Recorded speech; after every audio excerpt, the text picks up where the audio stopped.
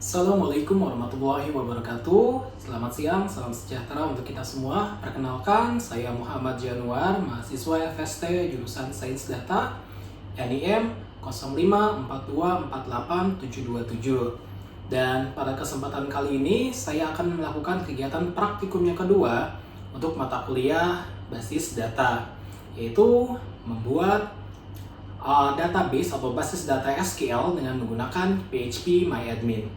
Oke, kita langsung saja ke kegiatan praktikum yang kedua. Baik, sekarang kita masuk ke kegiatan praktikum yang kedua, yaitu membuat basis data MySQL dengan menggunakan XMPP PHP MyAdmin. Dan untuk case study kali ini, kita disajikan sebuah ER di rumah sakit. Dan di sini kita diminta untuk membuat basis data MySQL atau MariaDB yang ada pada XMPP dengan membuat beberapa satu database, lalu beberapa table, entity, dan juga attribute-nya seperti itu. Dan jika kita analisis, ternyata dari ERD yang disajikan tersebut terdapat 3 entitas utama, yaitu pasien, dokter, dan administrator, lengkap dengan atribut dan juga primary key untuk masing-masing entitas. Dan jika kita telah lagi sebelumnya, ternyata masing-masing antara pasien, administrator, dan dokter memiliki hubungan many-to-many, dan jika terdapat hubungan many-to-many, kita bisa membuat atribut deskriptif non-key seperti ini. Jadi dari 3 entitas utama, kita buat atribut deskriptif non-key berupa daftar, entitas pasien dokter, dan juga dokter admin seperti ini. Dan berdasarkan case tadi tersebut, kita akan susun menjadi beberapa kegiatan praktik. Yang pertama, mempersiapkan SMPP, lalu membuat database baru, membuat table baru, memilih dan membuat field atau atribut baru, lalu melengkapi himpunan entitas dan himpunan relasi dengan atribut deskriptif, dan yang terakhir, membuat relasi antar table dan foreign key. Oke, kita langsung saja masuk ke kegiatan pertama, yaitu mempersiapkan XMPP. Di sini XMPP telah terinstall, dan untuk membukanya kita klik Start, kita pilih icon XMPP Control Panel, kita klik kanan, kita pilih Run as Administrator, klik Yes, dan di sini akan muncul tampilan XMPP Control Panel. Di awal Apache MySQL FileZilla akan stop, dan di sini akan muncul tombol Start.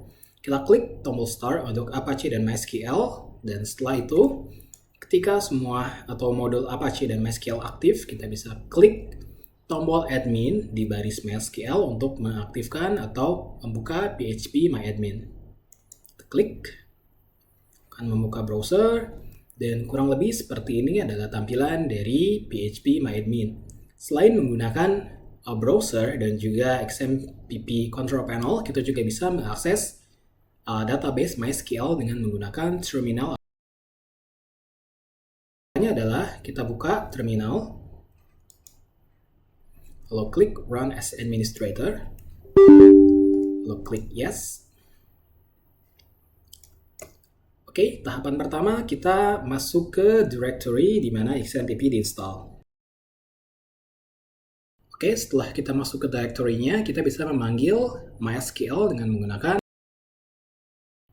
Oke, jika terminal menunjukkan MariaDB, ini tandanya kita telah masuk ke sistem MySQL. Tahapan selanjutnya adalah membuat basis data atau database baru. Untuk membuat database baru, kita bisa menggunakan PHP MyAdmin. Lalu klik tombol New. Lalu kita berikan nama untuk database baru. Jika sudah, kita klik Create. Dan di sini terlihat database hospital GUI telah selesai dibuat. Membuat database, kita juga bisa menggunakan terminal atau command prompt dan menggunakan fungsi create database. Kurang lebih seperti itu, database baru telah kita buat. Untuk melihat daftar database, kita bisa menggunakan perintah show databases. Dan di sini terlihat semua database yang tersimpan di PHP MyAdmin atau MySQL. Oke, tahapan selanjutnya adalah membuat table baru. Untuk membuat table, kita bisa langsung buka PHP MyAdmin. Lalu di sini kita sudah masuk ke window Create New Table. Di sini kita masukkan nama table yang kita inginkan. Lalu klik Create.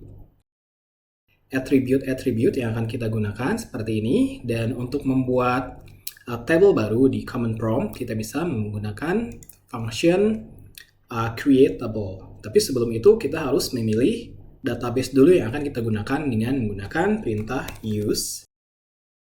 Setelah kita memilih database, di sini kita baru bisa membuat table baru dengan cara. Dan di tahapan selanjutnya kita akan menentukan masing-masing atribut dan juga tipe data untuk masing-masing atribut tersebut. Tahapan selanjutnya adalah memilih dan membuat field atau atribut baru. Oke, berdasarkan studi kasus yang diberikan, di sini kita ambil contoh entitas dokter, di mana dokter memiliki beberapa atribut seperti ID dokter, nama dokter, dan lain-lain, beserta tipe data dan juga apakah termasuk primary key atau bukan.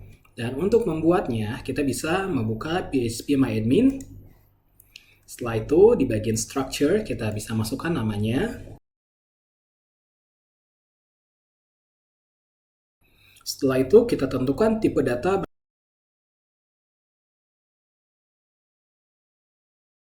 Lalu, limit datanya.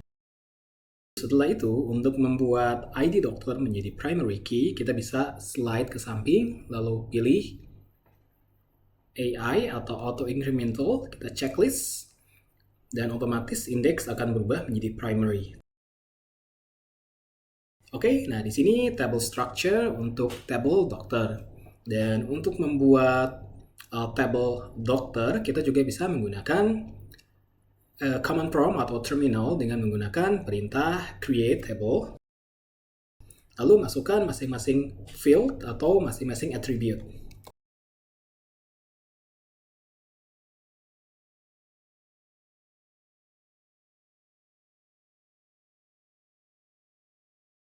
Oke, di sini kita sudah membuat satu table dengan menggunakan command prompt. Dan untuk langkah selanjutnya, kita bisa mulai membuat table untuk masing-masing entitas.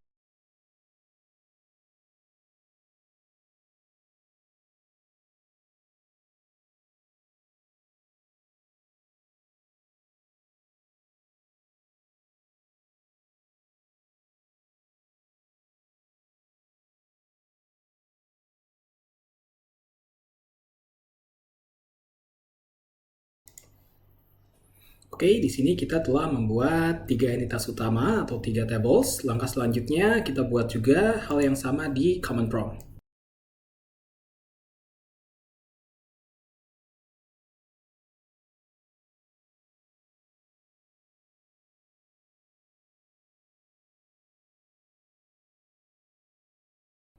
Oke, di sini kita telah membuat 3 table dan untuk melihat tabelnya kita bisa menggunakan perintah show tables.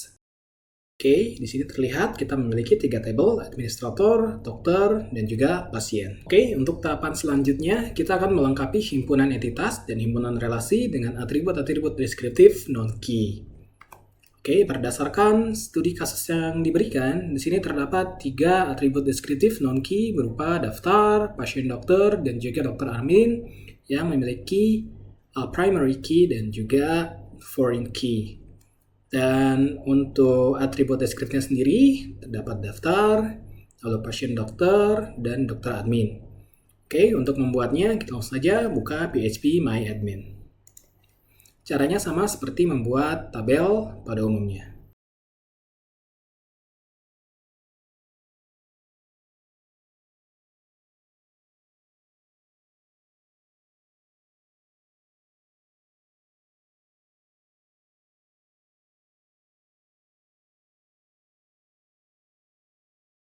Oke, di sini kita telah membuat 3 atribut deskriptif non-key-nya. Selanjutnya, kita juga bisa membuat atribut deskriptif non-key di command prompt atau terminal. Caranya sama dengan membuat tabel pada umumnya.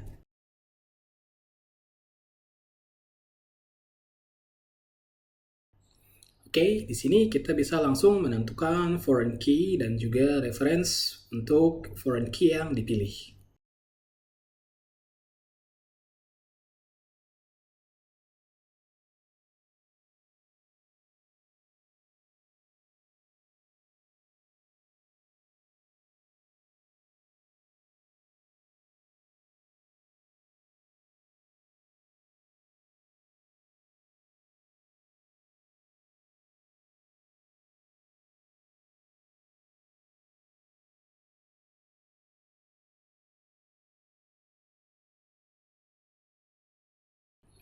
Oke, kita telah membuat 3 table atau attribute deskriptif non-key. Tahapan selanjutnya, kita akan membuat relasi antara table dan foreign key.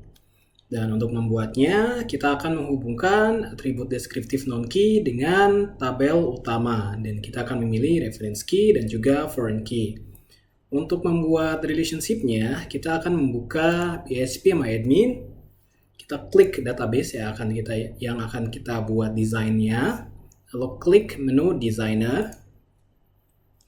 Di sini akan menampilkan daftar tabel yang telah kita buat. Oke, untuk membuat relationship-nya, kita bergeser ke bagian sebelah kiri, lalu pilih menu create relationship. Dan di sini kita pilih reference key berupa primary key dari table administrator. Lalu kita pilih foreign key-nya. Kita klik, lalu pilih relationship-nya. Cascade, lalu klik.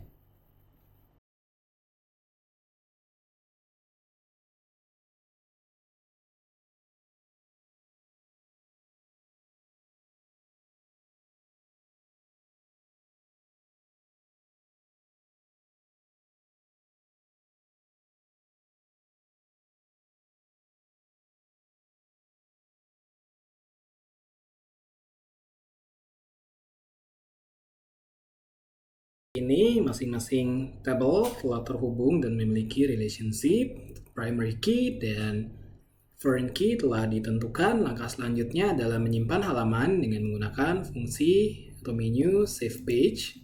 Lalu kita beri nama dan klik go. Oke, sekarang tabel telah terhubung antara satu tabel dengan lainnya dan database siap digunakan. Dan untuk database yang dibuat menggunakan command prompt, karena telah kita tentukan foreign key dan juga reference-nya, maka dalam menu designer sudah otomatis terdapat relasi antara table seperti ini. Kita save juga.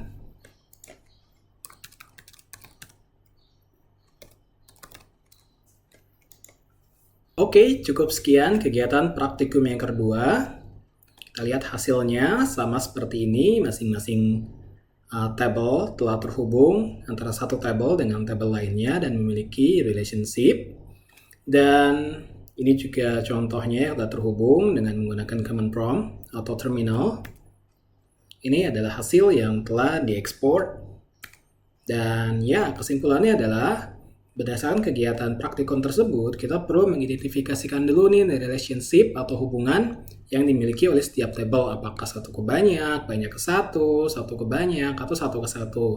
Dan setelah mengetahui jenis hubungan yang dimiliki tiap table, kita baru bisa nih menentukan atribut utama, primary key, foreign key, hingga atribut deskriptif non-key, serta relationship atau hubungan yang dimilikinya. Oke, cukup sekian dari saya. Terima kasih.